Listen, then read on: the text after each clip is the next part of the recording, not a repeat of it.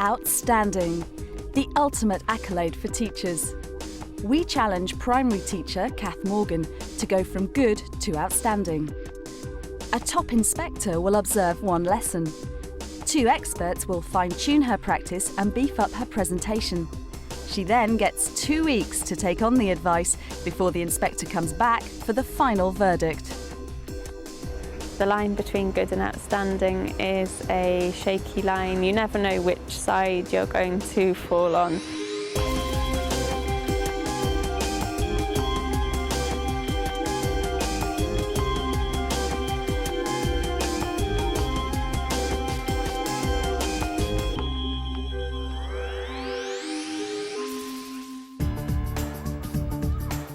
Cranford Infants is a 3-form-entry primary school in Hounslow, West London. I worked for the Prince's Trust for a few years. Part of that role was going into schools, and I ended up thinking, actually, this is what I'd like to do. So gave it all up, did my training, and 5 years later, I'm here. The school rates Kath's teaching as good. I really enjoy teaching RE, and the children respond very well. Galimela, Alia? Galimela, Miss Morgan. Perfect. She's a very committed, focused, dedicated teacher, and nothing is too much for her. Kath will focus this challenge on her RE lessons with her Year 2 class. Children enjoy learning about RE. They come from such a diverse number of backgrounds that they've all got their bit of knowledge that they want to put into the lessons. You must not be rude to your family, please.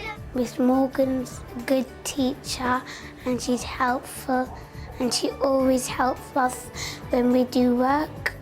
I've got a few children who didn't speak English at the beginning of the year. We've done a lot of work on getting them to speak English and they've made good progress. She's always nice and I always speak good and she'll be nice back to me. I think an outstanding teacher is someone who meets the needs of all the children in their class. I'm probably very good at imparting knowledge to the children. What I'd like to do is give them the skills to apply that knowledge in their own lives, no matter what their religion. So I think that's what I need to work on. The unit is about religious leaders because they'll come across these names and it's important that they know the stories behind them. I dreamt about the lesson last night and it went quite well in my dream, so I don't know if that's a good or bad thing, really. Yeah, if it goes as well as it went in my dream, I'll be really pleased. It's the morning of her observation. With hundreds of inspections under her belt, School Inspector Claire Gillies certainly knows an outstanding lesson when she sees one. Kath has 60 minutes to impress our inspector. Okay, we're going to start our RE lesson today. I want you to have a look at this person. Guess who you think this might be and tell your partner what's happening in this story. He's feeling the snow like this, isn't it? Something's happening to the waves, so it like goes together. Maybe it's God because God does that, and God lives in the North Pole. No. Yeah. Pupils are very clear in their minds what makes an outstanding lesson. They talk about the warmth and personality of the teacher coming across, sensing the teacher loves the subject. And when that happens, then probably all the class is 100% absorbed in what's going on. Did anybody have an idea about who this man might be? He might be Santa. Why do you think he's Santa? Because he's holding his hands like that. He's holding his hands. And he's got a stick and he's going to get a wood top of it and put it top of the stick. You got all of that from that picture. Well done. Let's actually find out if you were right. This man was Moses. When he grew up, he was worried that all of his Jewish people were being used to do all of the hard work in the country. Moses was walking around and he saw a bush that was on fire. Can you make the sounds of the fire? And a voice came out of the fire and it was God's voice. And he said, Moses, You've got to help your people. These are the Jewish people. Moses freed them and they are in the desert. They started arguing because they had no rules. So God called Moses, so he gave him 10 rules. I enjoy RE lessons and I like learning about different religions and different gods. So today we're going to look at this board.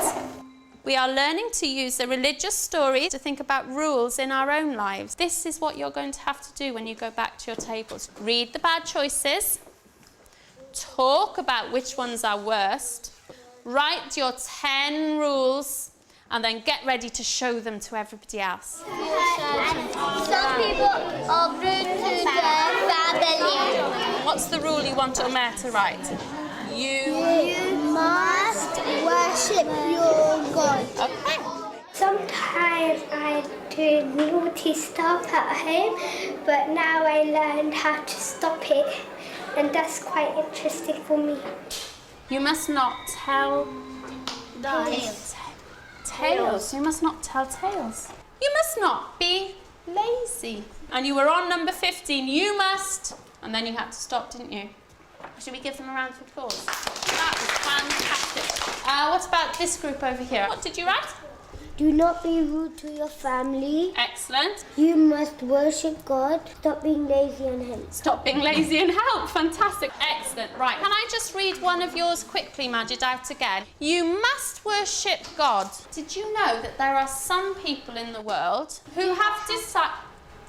Do not have God. So some people in the world have made a choice that they're not going to have a religion, and that is their choice. You've done fantastically well, and I'm going to stick these up on our 10 Commandments wall over here. We're going to make a display with them. So how did Kath get on? Kath, thank you very much indeed for letting me join that Year 2 RE lesson. It raised so many interesting questions, perhaps even more than you were expecting.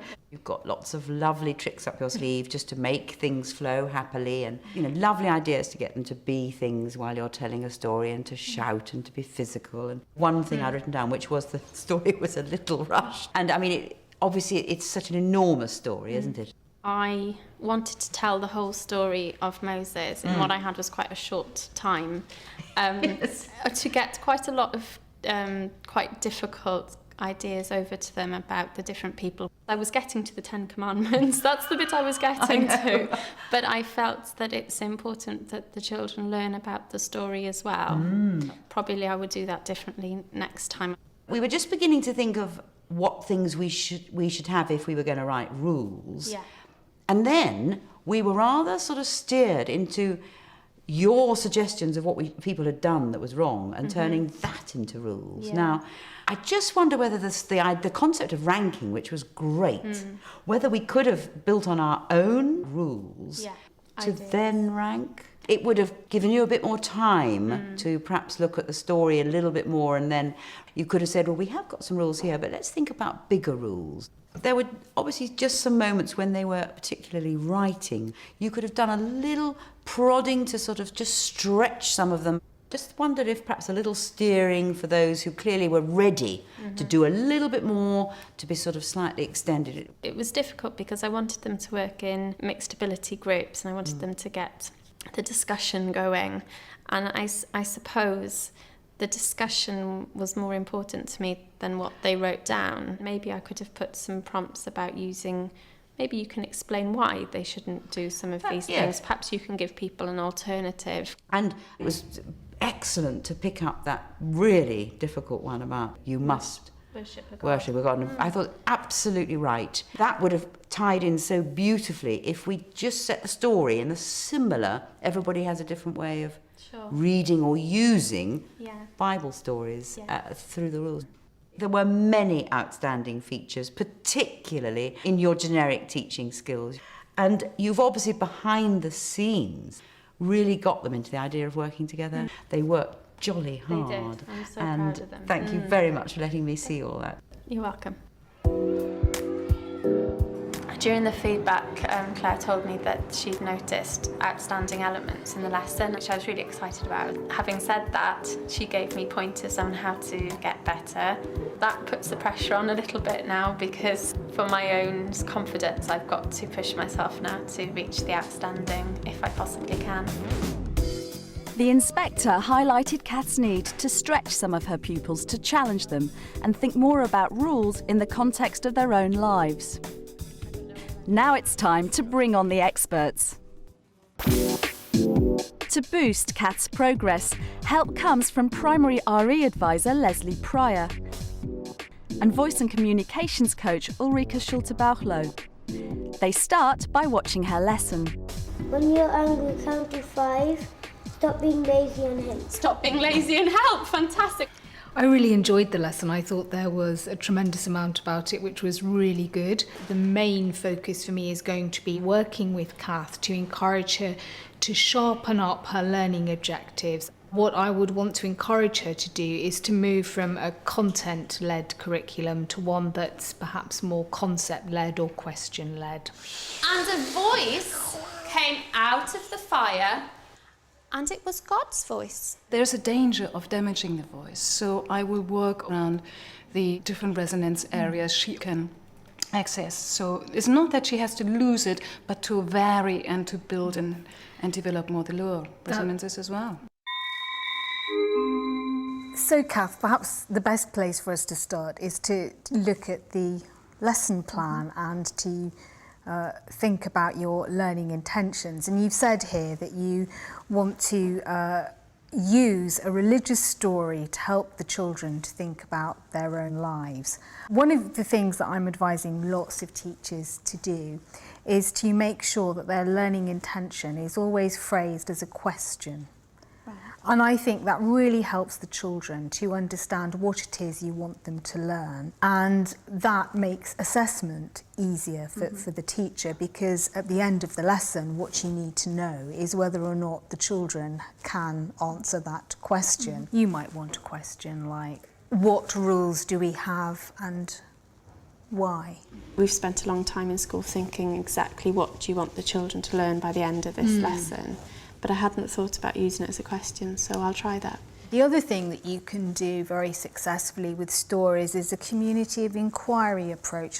That's where you would present them with a story, but rather than you posing the questions, you ask them to think of their own questions. The way I usually introduce it is, let's think of some closed questions about Cinderella, which might be, what did the pumpkin turn into? But some more open questions might be, why didn't Cinderella's father try to put a stop to what was going on? I find that quite exciting because I'm really keen to open up my lessons, especially in RE, because it is a subject that grabs them so much. Yeah. I think in RE, our role, as the phrase goes, is not to be the sage on the stage with all the answers, but to be the guide on the side, encouraging children and enabling them to encounter this material and talk about it in a constructive way. So would you do that at the beginning when you were reading the story? Would you still have planned an activity outside of that? Yes, I think you definitely would want to do that. You don't want the children sitting on the carpet for too long. No. And maybe once you've done the community of inquiry task and you've identified an interesting question like, was Moses a good leader? That might then lead into an activity that you've planned. I think my conversation with Leslie clarified in my mind where I wanted to go with this scheme of work, and it's given me the confidence to go with it and that it is a good idea. So I'm really happy about that. So hi Kath.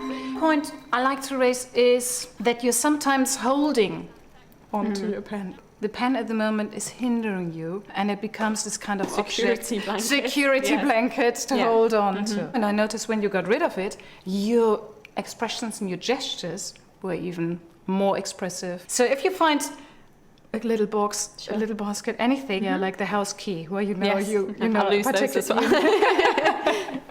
Your voice is wonderful, varied, and I would like to work a little bit more on the lower registers. So, let's work on your voice. So what you have here is the roof, that's the first floor, and this is the ground floor.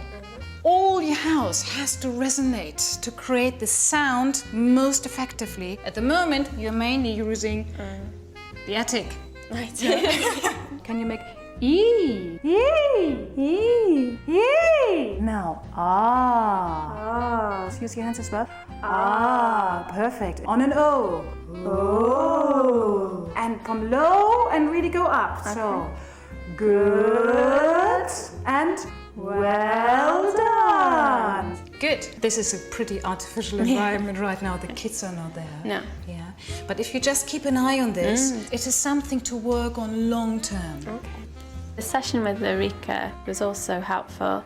I hadn't thought about the way that I use my voice, that if I get higher pitched, maybe they would find it annoying. I haven't found that in the past, but it's definitely something to consider.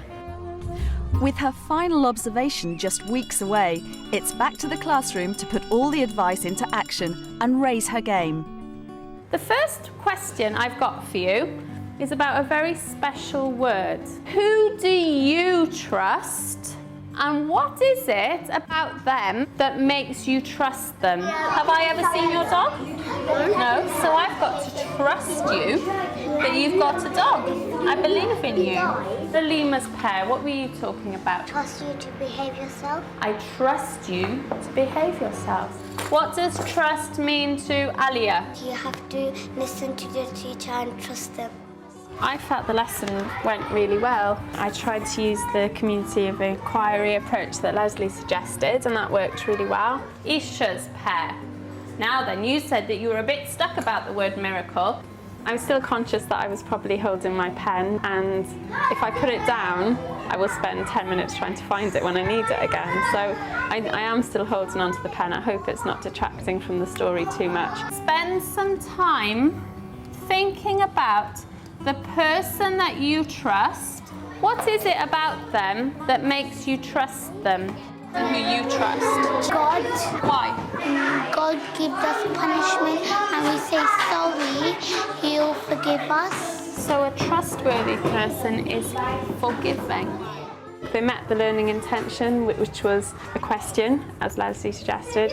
How do we help someone to trust us? They did fantastic mind maps of the sort of characteristics that a trustworthy person would have to show. I had a little idea of ways that we could remember the word trust. Claire talked about my differentiation, so to do that I tried to get them to write an acronym. The acronym probably was quite a difficult activity, but that is my extension for them. It's supposed to be challenging, and I think about 3 or 4 out of the 6 groups managed to do it, so that's quite good. The story that I'm going to read you this afternoon is from the Buddhist religion, and it's to do with animals. Why might the prince's cousin have shot the swan? He might want to get it and he might want to eat a swan. I think having the focus on a question for the lesson does get the children to think a little bit more. The questions that I'm using are also getting a little bit more sophisticated, so there's more than just a yes or a no, and I think that they probably will come out of the lesson without one right answer, but having just thought around the question, which is really important. I think I should have this one because I shot it down that I could have it. You shot it, and we did it, and we look after it. And you're telling a lie. You shot it, but... Giving them something to argue, taking a risk like that is probably something that you have to do with a subject like animal welfare. Why did you shoot it? Why would you shot it? Because I'm not bothered to look at it. What was that? Because I'm not bothered to look at it. Oh, right. So what are you going to say to that? Those are the sort of conversations that you have to have in life with people. You have to learn how to have a serious yet heated debate and to come to a conclusion. You should look after animals. Agree or disagree? Agree, okay. You're allowed to hurt animals. What do we think? Disagree. We disagree. I was really pleased with that lesson, and I felt that some of them had really thought quite deeply about how they felt about the story and how they feel about animal welfare in general, and had actually changed their minds. Away from the hustle and bustle of school life, Kath seeks some divine inspiration. It's fantastic to get an opportunity to come to the Buddhist temple. Buddhism is one of the religions that we teach about, and so it's great to get the opportunity to come here. It's very peaceful. You can smell the flowers, you can hear the birds and the trees, and it's absolutely beautiful. Looking forward to the final observation. I'm really excited about having Claire back in the classroom. It's a short process with a lot of things crammed into it, so I'll just show her what we've been doing and hope that she likes it.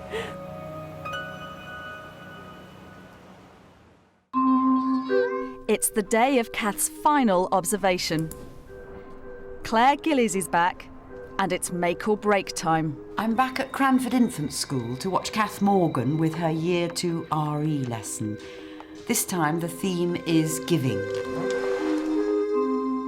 Right, now then, I'm going to give out the post-it notes, and I want you to take a minute to look at our key words for this day's lesson. The first key word, important word, is a gift. The next one is precious. I want you to get the idea from each other what you think these words mean. What do you mean by precious? Precious means like when someone gives you a gift and they are surprised. Yeah, they are precious. No, it's special to you. Like Special. something special. Yes, well done. My mom, on my birthday, she gave me some money, and that was precious. Because it was a special day and my mom gave me something. Okay, a gift is when you are giving a present. That one's from Isha. Okay. Precious means something special. You care for someone or something, that makes it precious. Excellent. I write that my mom gave me a lovely hug that because I did really well in my test. We're going to read a story about a gift. In this country, there was a very poor farmer who really didn't have a lot of money.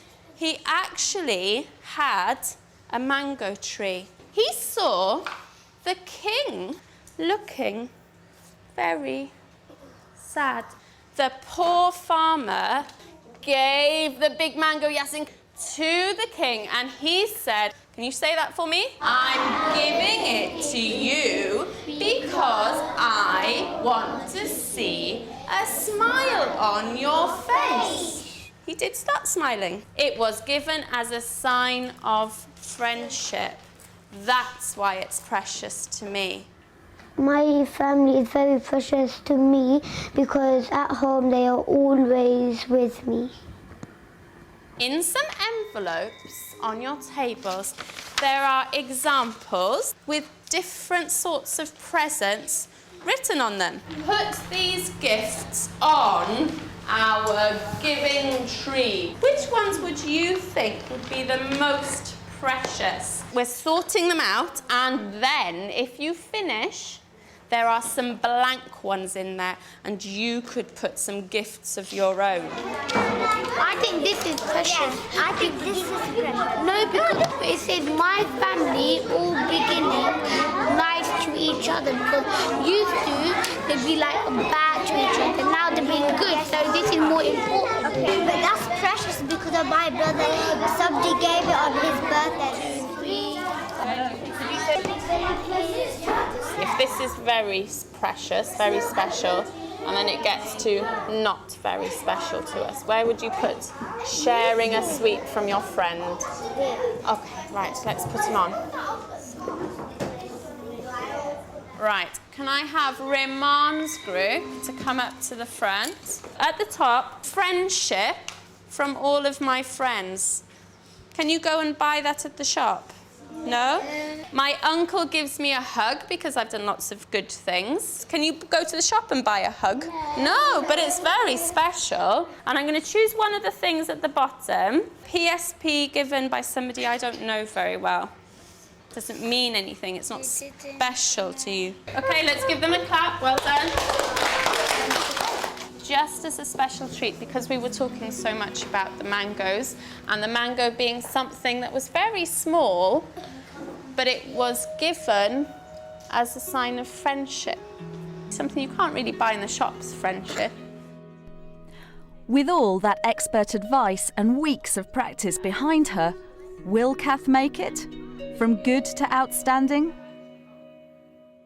Well, Kath, thank you very much for letting me join that RE lesson. I enjoyed it very much, and it's obvious that the pupils did as well. Yes. They were working so hard and so involved. I was looking at how much they were all communicating with each other, and just extraordinary discussions going on. I debated for ages whether to put them into mixed ability groups or ability group them, and I went with ability grouped. Very differentiated work. Yeah, it was. Yes.